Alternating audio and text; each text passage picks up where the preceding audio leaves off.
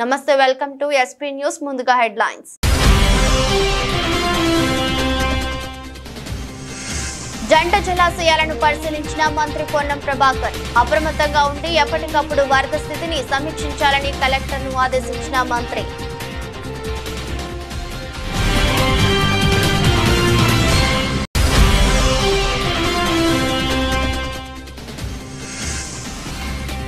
విజయవాడ సింగ్ నగర్ లో పర్యటించిన జగన్. వరద బాధితులు దిక్కుతోచని స్థితిలో ఉన్నారని వెల్లడి.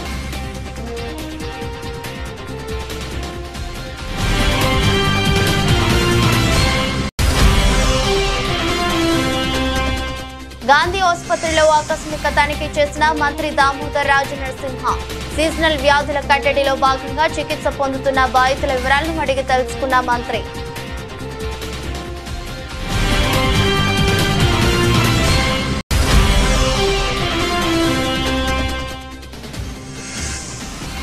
కోదాడ నియోజకవర్గంలోని సాగర్ ఎడమ కాలువకు గండి. పరిశీలించిన మాజీ మంత్రులు హరీష్ రావు, జగదీష్ రెడ్డి.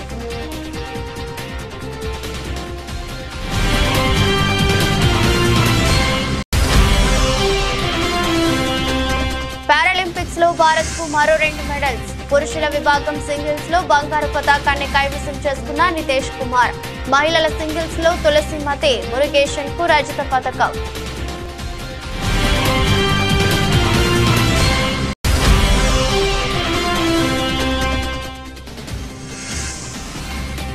సెన్సెక్స్ నిఫ్టీకి లాభాలు. ఆల్ టైమ్ హైకి చేరుకున్న దేశీయ సూచీలు.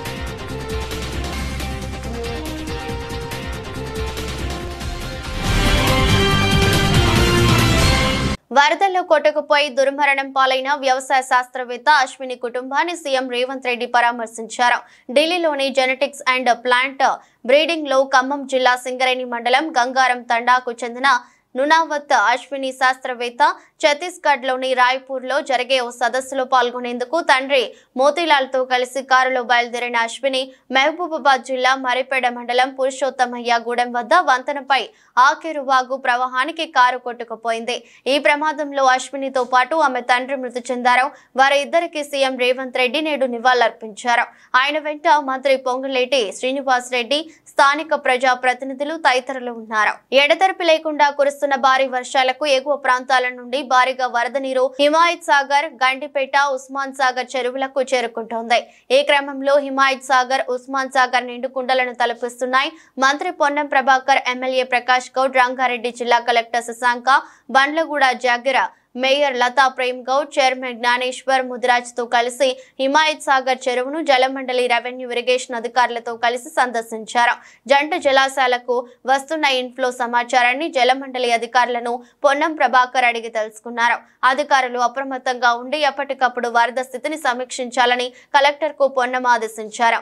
ఏ క్షణమైనా గేట్లు ఎత్తి వరద నీరును విడుదల చేసే అవకాశం ఉన్నందున హిమాయత్ సాగర్, ఉస్మాన్ సాగర్ దిగువ ప్రాంతంలో నివసించే ప్రజలు అప్రమత్తంగా ఉండాలని పొన్నం ప్రభాకర్ సూచించారు.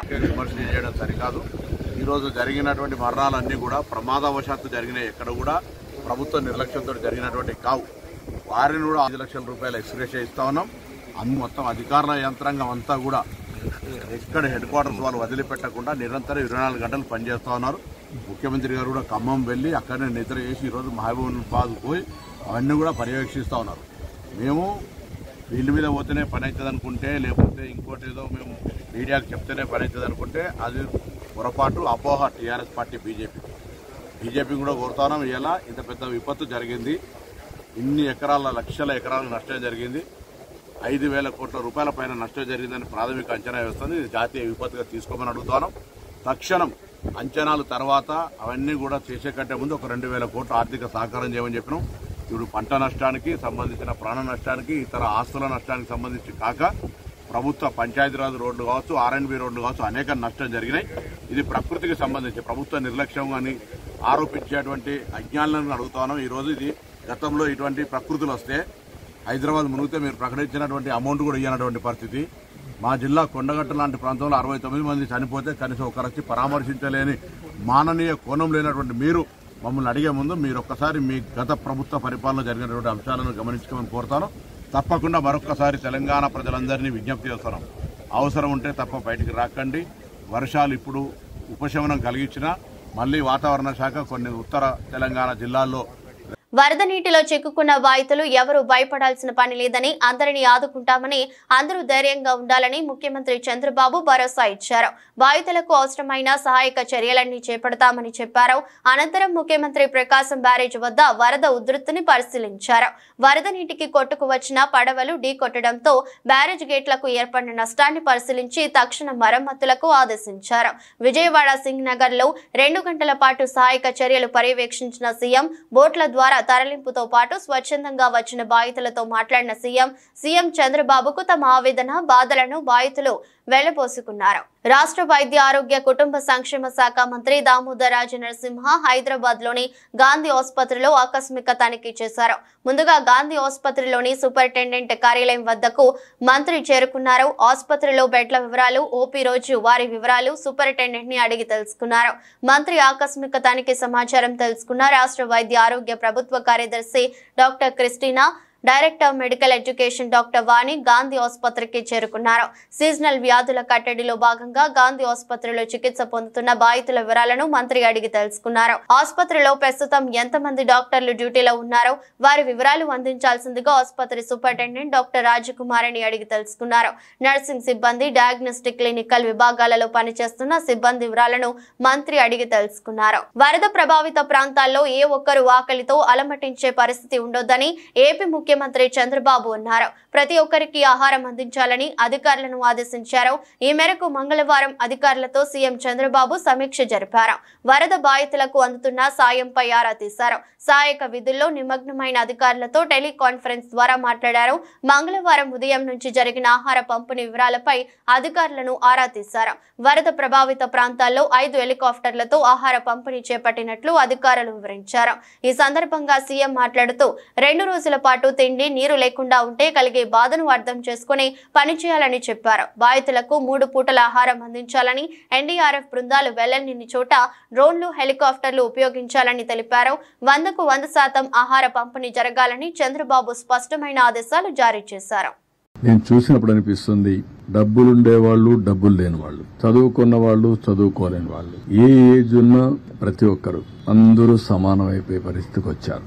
దీనావస్థలో ఉన్నారు. కడుపు నిండితే చాలని బాధపడుతున్నారు. కనీసం నీళ్లు కూడా దొరకకుండా నీళ్లు ఇస్తే అది అమృతంగా భావించే పరిస్థితిలో ఉన్నారు. అవి చూసినప్పుడు బాధ్యత పెరుగుతుంది. నేను ఆ మాటే చెప్పాను మా ఆఫీసర్లకు అందరికీ. ఈ రోజు ఈ కష్టకాలం ఉన్నప్పుడు మనందరి మీద ఒక గురుతరమైన బాధ్యత ఉంది. మీరు ఆ పని చేయండి. నాకు రాత్రికి, రేపు, ఎల్లుండి 3 days మాత్రం రాజీ లేదు. 0 tolerance. అందరం కలిసి పనిచేయాలి. ఎక్కడ కూడా ఏ మాత్రం కూడా అశ్రద్ధ వహించడం, నిర్లక్ష్యంగా ఉండడం, కష్టాల్లో ఉండే వాళ్ళతో మాట్లాడే విధానం కూడా చాలా ఇంపార్టెంట్. ఒకసారి ఎమోషనల్ గా మాట్లాడతారు, హిస్టరిక్ గా మాట్లాడతారు. సంగారెడ్డి జిల్లా మంజీరా ప్రాజెక్టును రాష్ట్ర వైద్య ఆరోగ్య శాఖ మంత్రి దామోదర్ రాజ నరసింహ, జిల్లా కలెక్టర్ క్రాంతి, ఎస్పీ రూపేష్, సంగారెడ్డి మాజీ ఎమ్మెల్యే జగ్గారెడ్డితో కలిసి సందర్శించారు.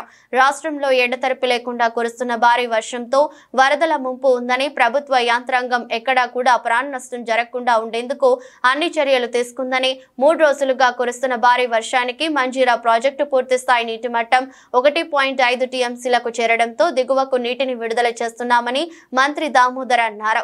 వర్షాలపై ఎప్పటికప్పుడు ప్రజలను అప్రమత్తం చేసేందుకు సంగారెడ్డి జిల్లాకు కలెక్టర్ కార్యాలయంలో కంట్రోల్ రూమ్ ఏర్పాటుతో పాటు విద్యుత్ శాఖకు సంబంధించి మరో ప్రత్యేక కంట్రోల్ రూమ్ ను ఏర్పాటు చేసినట్లు మంత్రి తెలిపారు. ప్రజలు అనారోగ్యం బారిన పడకుండా ఉండేందుకు వైద్య శాఖ అప్రమత్తంగా ఉందని మంత్రి తెలిపారు. స్థాయిలో ఒక కంట్రోల్ రూమ్ ని కలెక్టరేట్ లో ఏర్పాటు చేసి, అదే రకంగా కరెంటు వ్యవస్థకు వచ్చే వరకు కంట్రోల్ రూమ్ సపరేట్ గా ఏర్పాటు చేసి, ప్రాణ నష్టం జరగకుండా అన్ని చర్యలు ఎక్కడైతే లేదా వాగులే కానీ, చెరువులే కానీ ఓవర్ఫ్లో అవుతున్నా తగు జాగ్రత్తలు తీసుకోవాలి. యంత్రాంగం అప్రమత్తంగా ఉంది. ప్రత్యేకంగా జైరాబాద్, నారాయణఖేడ్, అందోల్ ఈ ప్రాంతాలలో ప్రజలు ఎక్కడ ఎలాంటి నష్టం వాటిల్లకుండా, ప్రాణ నష్టం ప్రత్యేకంగా ఒకవేళ పంట పొలాలు మునిగినా దాని నష్టపరిహారం చెల్లించాలి. ఇల్లు పాక్షికంగానే కానీ పూర్తిగా నష్టపోయిన వారికి ఇల్లు మంజూరు చేయాలి. కానీ ప్రత్యేకంగా ప్రభుత్వము మన ముఖ్యమంత్రి రేవంత్ రెడ్డి గారి ఆదేశాల మేరకు ప్రాణ నష్టం ఇక్కడ కాకుండా అప్రమత్తంగా యంత్రాంగం పనిచేయాలి. అది దృష్టిలో పెట్టుకొని ఈరోజు మేము మాంజిరా బ్యారేజ్కి రావడం జరిగింది. ఈరోజు మాంజిరా ఇన్ఫ్లో అవుట్ ఇంతకుముందు చెప్పాను. రాబోయే 48 గంటలు కూడా వర్ష సూచన ఉంది కనుక తగు జాగ్రత్తలు ప్రభుత్వం తీసుకుంటుంది, తగు చర్యలు ప్రభుత్వం తీసుకుంటుంది. మాజీ సీఎం వైసీపీ అధ్యక్షుడు జగన్ విజయవాడలోని వరద ప్రభావిత ప్రాంతాల్లో పర్యటించి ప్రజలతో మాట్లాడారు. ఈ సందర్భంగా ఆయన కూటమి ప్రభుత్వంపై ధ్వజమెత్తారు. ఈ వరద నష్టం వెనుక చంద్రబాబు ప్రభుత్వ నిర్లక్ష్యం ఉందని, వాయుగుండం కారణంగా భారీ వర్షాలు పడతాయని ఈ నెల 28నే వాతావరణ శాఖ చెప్పిందని, కానీ ఆ హెచ్చరికలను చంద్రబాబు సర్కారు పట్టించుకోలేదని జగన్ ఆరోపించారు. ఇవి ప్రభుత్వ అలసత్వం వల్ల వచ్చిన వరదలు అని స్పష్టం చేశారు. వరద బాధితులకు చంద్రబాబు క్షమాపణలు చెప్పాలని డిమాండ్ చేశారు.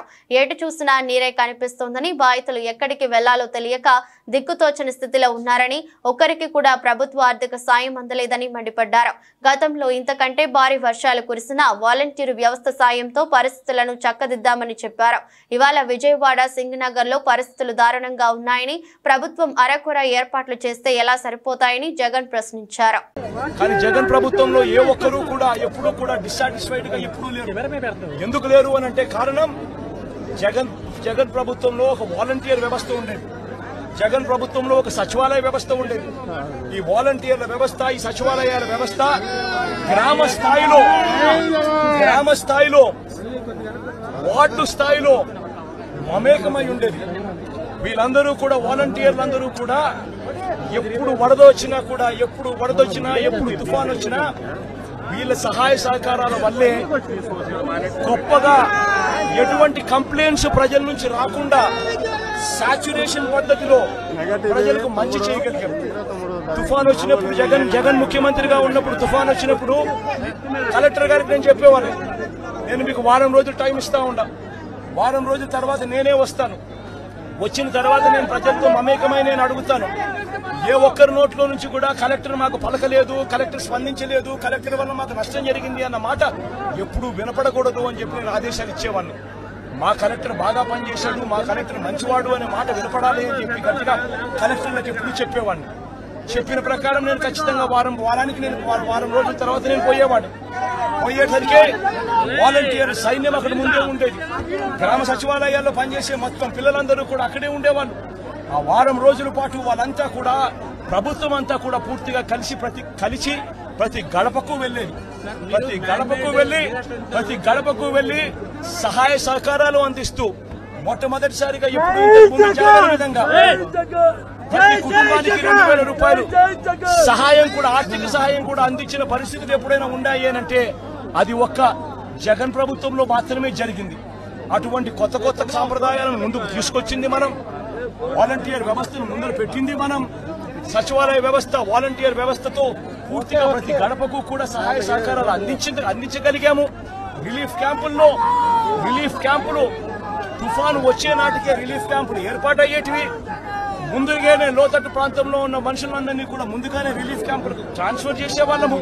రిలీఫ్ క్యాంపుల్లో అందరినీ కూడా బాగా చూసుకోవడమే కాకుండా రిలీఫ్ క్యాంపుల్లో బయటికి వెళ్లేటప్పుడు డబ్బులు కూడా 2000 రూపాయల డబ్బులు కూడా సహాయం కూడా ఇచ్చి పంపించిన కార్యక్రమం కూడా అప్పట్లో జరిగేది. అప్పటికి ఇప్పటికి తేడా గమనించండి. చంద్రబాబు నాయుడు కూడా కనీసం ఇప్పటికైనా ప్రజలకు క్షమాపణ చెప్పి కనీసం చేయాల్సిన పనులు ఖచ్చితంగా చేయమని చెప్పి అడుగుతా ఉన్నాం. కోదాడ నియోజకవర్గంలోని రామచంద్రాపురం, నాయకనిగూడెం గ్రామాల నుంచి వెళ్లే సాగర్ ఎడమ కాలువకు గండిపడింది. దీంతో పంట పొలాలు నీట మునిగాయి, రైతులకు తీవ్ర నష్టం వాటిల్లింది. ఈ క్రమంలో దెబ్బతిన్న ఎడమ కాలువ ప్రాంతాన్ని పరిశీలించిన బీఆర్ఎస్ పార్టీ నేతలు మంగళవారం మధ్యాహ్నం పరిశీలించారు. పంట నష్టపోయిన రైతులను పరామర్శించారు. కాలువను పరిశీలించి గ్రామ ప్రజలతో మాట్లాడారు. ఖమ్మంకి సాగర్ ఎడమ కాలువ నీళ్లు తరలించేందుకు గేట్లు ఓపెన్ చేయకుండా, లాకులు పెట్టకుండా వెల్డింగ్ చేయించారని, లాకులు ఉంటే మేమే ఓపెన్ చేసే వాళ్ళమని సూర్యాపేట రైతులు మీ ఆర్ఎస్ నేతలతో చెప్పుకున్నారు. సాగర్ ఎడమ కాలువను పరిశీలించిన వారిలో మాజీ మంత్రులు తన్నీరు హరీష్ రావు, జగదీష్ రెడ్డి, సబితా ఇంద్రారెడ్డి, ఎమ్మెల్యేలు వివేకానంద, పాడి కౌశిక్ రెడ్డి, ఎమ్మెల్సీ సంబేపు రాజు, మాజీ ఎమ్మెల్యేలు గాదరి కిషోర్ కుమార్ ఉన్నారు. ముఖ్యమంత్రి ప్రజలకు ఊరడించాల్సింది, ధైర్యం చెప్పాల్సిన ముఖ్యమంత్రి వరదలు ప్రారంభమైన 2 రోజుల వరకు పత్తా లేకుండా పోయి ఆయన తప్పును దాచిపెట్టుకోవడం కొరకు వచ్చే రావడమే మొదలే కేసీఆర్ గారి పైన, కేటీఆర్ గారి పైన, హరీష్ రావు గారి పైన, బీఆర్ఎస్ పార్టీ పైన నిందలేసే పని మొదలుపెట్టినాడు. వచ్చింది వరద ప్రాంతాలు చూడడానికి, ప్రజలకు ధైర్యం చెప్పడానికి, రిలీఫ్ ఇవ్వడానికి వచ్చిన పద్ధతిలో లేడు. ఆయనకు పెండ్లికి సావుకు తేడా తెలుస్తలేదు. వచ్చింది సంబురాలక, జాతరకు వచ్చిండా, ప్రజల్ని పరామర్శించడానికి వచ్చిండా, ఆ హవభావాలు ఏందో అదేందో చూస్తేనే ముఖ్యమంత్రి స్థాయి ఏందో అర్థమవుతాం. మేము మాట్లాడలే. ఇప్పుడు మీ అందరి సమక్షంలో రైతులు చెప్పాను. ఇవాళ కొన్ని మీడియాలో కూడా వచ్చింది. నేను ఇక్కడికి మీడియా వాళ్ళు ఎవరు లేనప్పుడు వస్తే కూడా రైతాంగం చెప్పాను. ఏంది ఇవాళ మనం ఏదైతే ఎన్ఎస్పి కాలువ మీద నిలబడినామో ఈ కాలువ కట్ట తెగడానికి ప్రధానమైన కారణం ప్రభుత్వమే అని రైతులు చూపిస్తున్నారు. ఆధారాలు కూడా చూపిస్తున్నారు.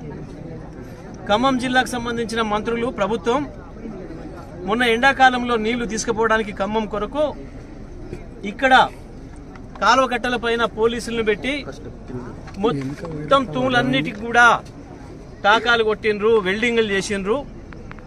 ఈ తుమ్ములు బయటికి తీయడానికి వీలు కాక ఇవాళ ఈ కాలువలు తెగింది తప్ప, కాలువ 3 చోట్ల 2 చోట్ల తెగింది తప్ప దానంతలో దిగలే. ఇది ప్రకృతి విలయంతో వచ్చింది కాదు అనే మాట స్పష్టంగా చెప్తా ఉన్నారు ఇవాళ రైతాంగం అందరూ కూడా. ఈ కాలువ కట్టలు తెగడానికి కారణం వాళ్ళే.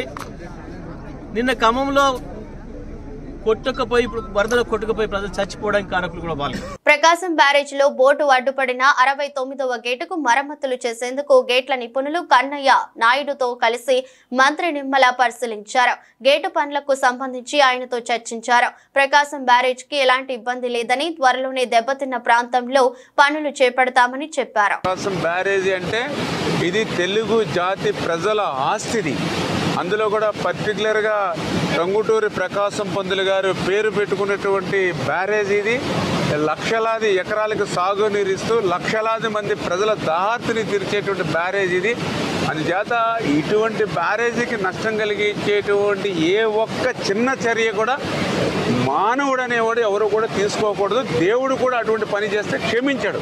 అందుచేత ఆ విషయం మీద కూడా మేము తర్వాత ఆలోచన చేస్తాం. ముందు ఇమ్మీడియట్లీ జరిగినటువంటి ఇబ్బంది ఏదైతే ఉందో దాన్ని క్లియర్ చేసి, ఒక పడవ అయితే క్రిందికి కొట్టుకుని పోయిందని చెప్తూ ఉన్నారు. ఆ గ్యాప్లోంచి మిగిలింది కూడా ఏంటనేది కూడా మనం ఎంక్వైరీ చేసుకుని దాన్ని కూడా పడవలను తీయడానికి కూడా ఏజెన్సీని కూడా ప్రమోట్ చేసుకుని ఇప్పుడు ఆల్రెడీ 11,40,000 క్యూసెక్ల వరకు కూడా ఇప్పుడు వాటర్ ఫ్లో ఉంది. కాబట్టి రేపటికి కొంచెం తగ్గుముఖం పడుతుంది, ఎల్లుండికి ఇంకా తగ్గుముఖం పడుతుంది అనేది మాకు ఉన్నటువంటి ఫోర్కాస్ట్ ద్వారా అంచనా ఉంది.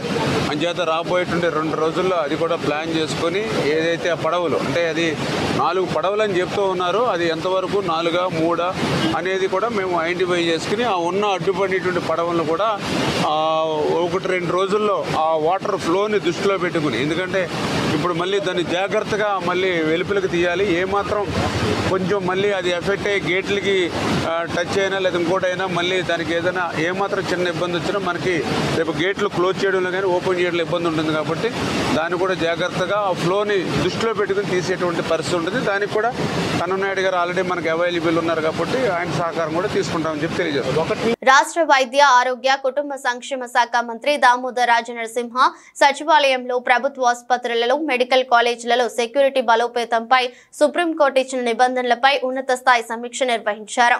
ఈ సమీక్షలో తెలంగాణ రాష్ట్ర ప్రభుత్వం 2008 సంవత్సరంలో రూపొందించిన యాక్ట్ 11పై చర్చించారు. ప్రభుత్వ ఆసుపత్రులలో భద్రతను కట్టుదిట్టం చేసి ఆసుపత్రి సిబ్బందికి, ముఖ్యంగా మహిళా డాక్టర్లు, మహిళా నర్సింగ్ ఆఫీసులు సిబ్బందికి రక్షణగా షీటీంలతో రాత్రి సమయాలలో పెట్రోలింగ్ చేసేలా నిబంధనలు రూపొందించాలని మంత్రి సమక్షంలో అధికారులను ఆదేశించారు.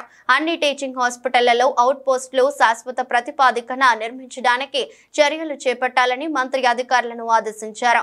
తెలంగాణ రాష్ట్ర ప్రభుత్వం ఎంతో ప్రతిష్టాత్మకంగా నిర్మిస్తున్న టీఐఎంఎస్ ఆసుపత్రుల్లో ఇప్పటికే పోలీస్ అవుట్ పోస్టులను నిర్మించేందుకు స్థలాన్ని కేటాయించామన్నారు.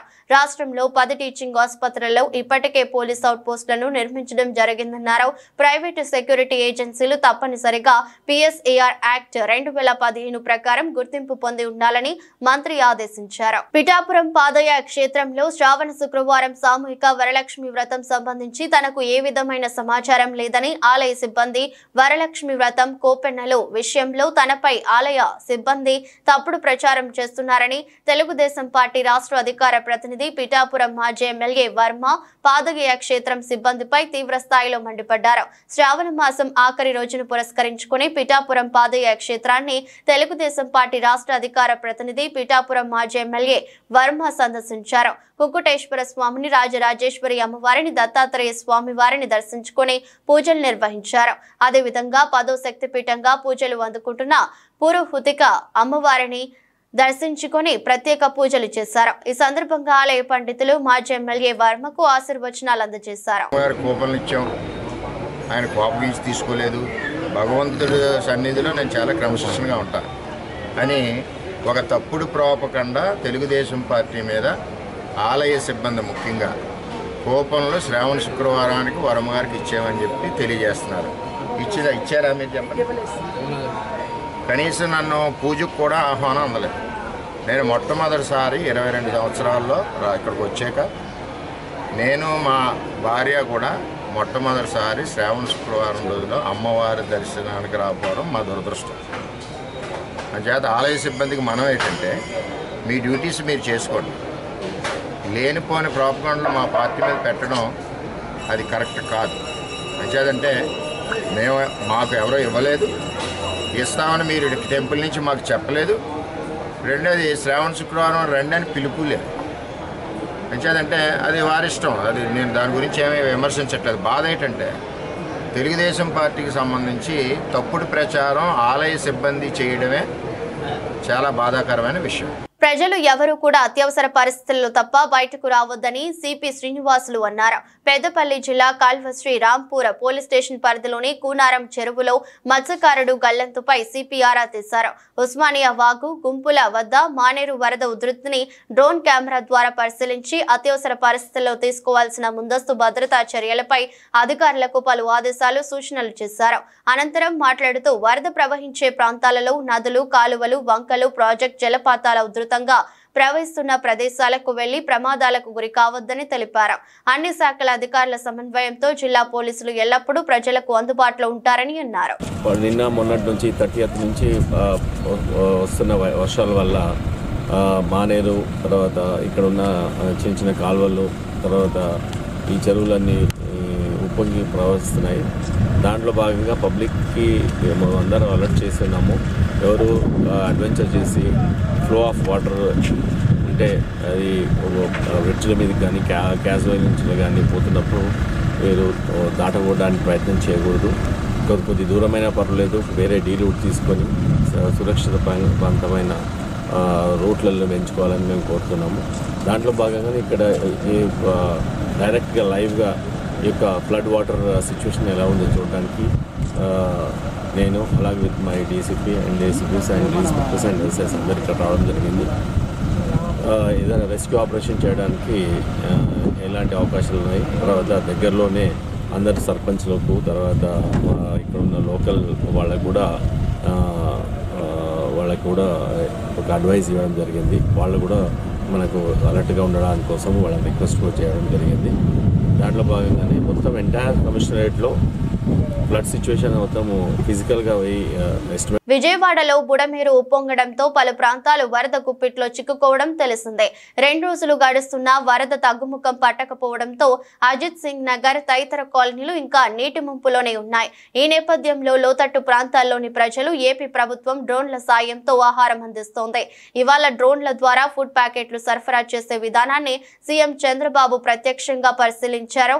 అధికారులు వివరించిన తీరు పట్ల ఆయన సంతృప్తి వ్యక్తం చేశారు. సీఎం ఆమోదంతో అధికారులు ఈ సాయంత్రం అజిత్ సింగ్ నగర్ లోని ఓ అపార్ట్మెంట్ పై ఉన్న ప్రజలకు డ్రోన్ ద్వారా ఆహారం అందించారు. ఫుడ్ ప్యాకెట్ సహా డ్రోన్ నిమిషం వ్యవధిలోపే అపార్ట్మెంట్ పైకి చేరుకోవడం విశేషం. దీనికి సంబంధించిన వీడియోను ఏపీ విపత్తు నిర్వహణ శాఖ సోషల్ మీడియాలో పంచుకుంది. తెలంగాణలో కురుస్తున్న వర్షాలకు పాలమూరు రంగారెడ్డి ఎత్తిపోతల ప్రాజెక్టుకు వరద ముంచెత్తింది. అండర్ టన్నెల్లోకి వరద నీరు చేరింది. వెంకటాద్రి పంప్ హౌస్ నీట మునిగింది. కీలకమైన మెషిన్లలో లోకి నీరు చేరడంతో తీవ్ర నష్టం వాటిల్లింది. ప్రాథమికంగా 10 కోట్ల వరకు నష్టం ఏర్పడి ఉంటుందని అధికారులు అంచనా వేశారు. వరద నీటిని బయటకు ఎత్తిపోస్తున్నామని వివరించారు. పంప్ హౌస్ లో నుంచి నీటిని పూర్తిగా బయటకు పంపాకే నష్టంపై పూర్తి స్థాయిలో అంచనా వేయొచ్చని తెలిపారు. రాష్ట్ర ప్రభుత్వం భూత్పూర్ మండలంలోని కరివెన వద్ద ఈ ఎత్తిపోతల ప్రాజెక్టును నిర్మించింది. తాజా వర్షాలకు వెంకటాద్రి పంప్ హౌస్ లోని అండర్ టన్నెల్ లోకి నీరు వచ్చి చేరుతోంది. ఉమ్మడి శ్రీకాకుళం జిల్లాలో వాతావరణం మారింది. సోమవారం ఒక్కరోజు విరామం ఇచ్చిన వర్షం మంగళవారం ఉదయం నుంచి మళ్లీ మొదలైంది. రహదారులు జలమయమయ్యాయి. శ్రీకాకుళంలోని పొట్టి శ్రీరాములు జంక్షన్, 7 రోడ్ల జంక్షన్, మార్కెట్ ప్రాంతాల్లో కాలువల్లోని మురుగునీరు రోడ్లపై ప్రవహించింది. అలాగే ఎచ్చర్ల, లావేరు, రణస్థలం తదితర మండలాల్లో ఉదయం నుంచి చిరుజల్లులు కురుస్తున్నాయి. విద్యార్థులు, కూలీలు, ఉద్యోగులు విధులకు వెళ్లేందుకు అవస్థలు పడ్డారు. ఏదేమైనా ప్రజలు అప్రమత్తంగా ఉండాలని అధికారులు సూచిస్తున్నారు. భారత అథ్లెట్ తమ అద్భుత ప్రదర్శనతో పారాలింపిక్స్ లో పతకాలు వరద పారేస్తున్నారు. గేమ్స్ 2వ రోజు నుంచే ఖాతా ఆరంభించిన భారత్ ఆ తర్వాత క్రమం తప్పకుండా పతకాల సంఖ్యను పెంచుకుంటూ వెళుతోంది. తాజాగా సోమవారం దేశానికి మరో 7 పతకాలు లభించాయి. ఇందులో షట్లర్లవే 4 ఉండడం విశేషం. తాజాగా భారత్ 3 స్వర్ణాలు, 5 రజతాలు, 6 కాంస్యాలతో 14 పతకాలను ఖాతాలో వేసుకుంది. పోటీల్లో భారత షట్లర్లు పతకాల పండుగ చేసుకుంటున్నారు. ముందుగా పురుషుల సింగిల్స్ SL3 ఫైనల్లో వరల్డ్ నెంబర్ 1 నితేష్ కుమార్ 21-14, 18-21, 23-22తో డానియల్ బెదెల్ గ్రేట్ బ్రిటన్ పై గెలిచి స్వర్ణం సాధించారు. బెదెల్ పై ఆడిన 10 మ్యాచ్ల్లో నితేష్ కిదే తొలి విజయం. తొలి 2 గేముల్లో ఇరువురు ఆధిక్యం చూపగా నిర్ణాయక గేమ్ ఓ దశలో 19-19తో ఉత్కంఠను పెంచింది. చివరకు 23-21తో నితేష్ మ్యాచ్ ను ముగించి సంబరాలు చేసుకున్నాడు. ఇక ఏకపక్షంగా సాగిన పురుషుల సింగిల్స్ SL4 ఫైనల్లో సుహాస్ యతిరాజ్ 9-21, 13-21తో లూకాస్ మజూర్ చేతిలో ఓడాడు. దీంతో వరుసగా 2 సారి రజతంతో సంతృప్తి పడాల్సి వచ్చింది. అంతర్జాతీయంగా పలు ఉద్రిక్తతల కారణంగా ఇతర దేశాల మార్కెట్లు అనిశ్చితిలో కదలాడుతున్న దేశీయ సూచీలు మాత్రం లాభాల బాటలోనే పయనిస్తున్నాయి. అంతర్జాతీయ మార్కెట్ల నుంచి మిశ్రమ సంకేతాలు అందుతున్న ఫైనాన్షియల్, IT స్టాక్స్ లో కొనుగోళ్ల కారణంగా సెన్సెక్స్, నిఫ్టీ లాభాలు అందుకున్నాయి. దీంతో వరుసగా 13వ రోజు కూడా దేశీయ సూచీలు లాభాలతోనే ముగిశాయి. సెన్సెక్స్, నిఫ్టీ ఆల్ టైమ్ హైని టచ్ చేశాయి. శనివారం ముగింపు 82,365తో పోల్చుకుంటే దాదాపు 400 పాయింట్ల లాభంతో 82,725 వద్ద ప్రారంభమైన సెన్సెక్స్ రోజంతా లాభాల్లోనే కొనసాగింది. ప్రారంభంలోనే 82,725 వద్ద జీవనకాల గరిష్టాన్ని తాకి ఆ తర్వాత కిందకు దిగింది. ఆ తర్వాత అమ్మకాల కారణంగా కిందకు దిగింది. చివరకు 194 పాయింట్ల లాభంతో 82,559 వద్ద రోజును ముగించింది.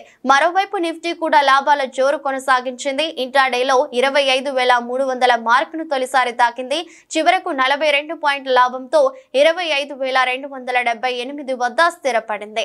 సెన్సెక్స్ లో Bajaj Finserv, Bajaj finance, HPCL technologies, ITC, IndusInd bank షేర్లు లాభాలు ఆర్జించాయి. NTPC, Tata motors, Mahindra and Mahindra, Bharti Airtel, L&T షేర్లు నష్టాలు మూటగట్టుకున్నాయి. BSE మిడ్ క్యాప్ ఇండెక్స్ 134 పాయింట్లు కోల్పోయింది. బ్యాంక్ నిఫ్టీ 88 పాయింట్లు ఎగబాకింది. డాలర్తో పోలిస్తే రూపాయి మారకం విలువ 83.92గా ఉంది. వార్తలు ముగించే ముందు మరోసారి హెడ్లైన్స్.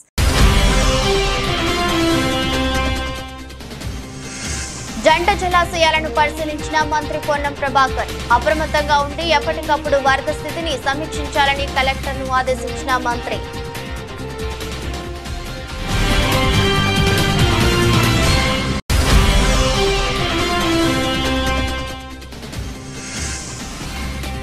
విజయవాడ సింగ్ నగర్ లో పర్యటించిన జగన్. వరద బాధితులు దిక్కుతోచని స్థితిలో ఉన్నారని వెల్లడి.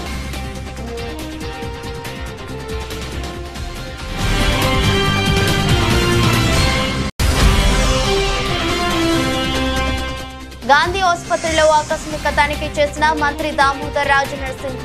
సీజనల్ వ్యాధుల కట్టడిలో భాగంగా చికిత్స పొందుతున్న బాధితుల వివరాలను అడిగి తెలుసుకున్న మంత్రి.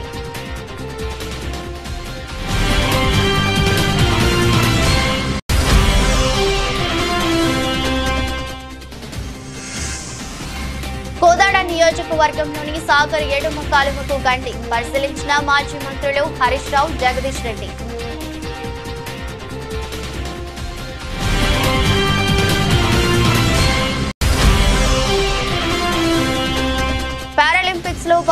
మరో 2 మెడల్స్. పురుషుల విభాగం సింగిల్స్ లో బంగారు పతాకాన్ని కైవసం చేసుకున్న నితేష్ కుమార్. మహిళల సింగిల్స్ లో తులసిమతి మురుగేషన్ కు రజత పతకం.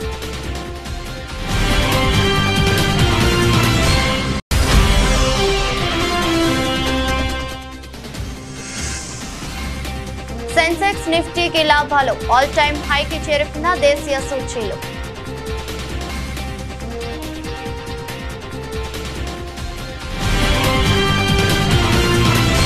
ఇది రోజు బులెటిన్. మరో బులెటిన్లో మళ్ళీ కలుద్దాం. అంతవరకు సెలవు. నమస్కారం.